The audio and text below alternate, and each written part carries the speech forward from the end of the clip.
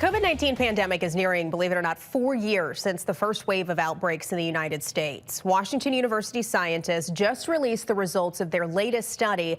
It was published in the Lancet Infectious Diseases Medicine Journal. What they found was, much like long COVID, severe seasonal flu can also cause long-term changes to your health.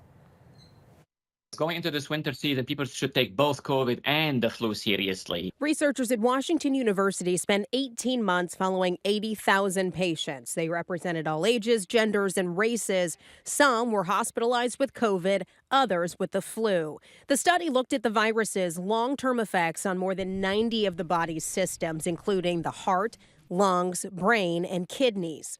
I think what we're learning now, especially for COVID and the flu, is that, the acute illness is one thing, but really these infections can, in some cases, result in long-term illnesses. They found COVID-19 was more likely to ravage multiple parts of the body with reoccurring symptoms months after the initial infection. The same was found with the seasonal flu. Those patients also had an increased risk of death and rehospitalization, though the flu virus specifically targeted the lungs.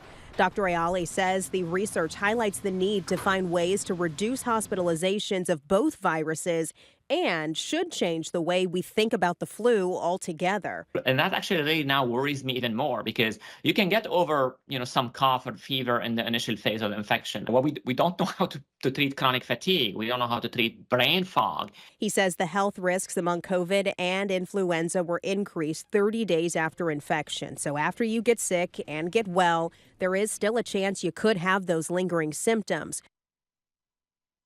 And Dr. Ayali says it's important to monitor those symptoms and communicate any concerns to your doctor.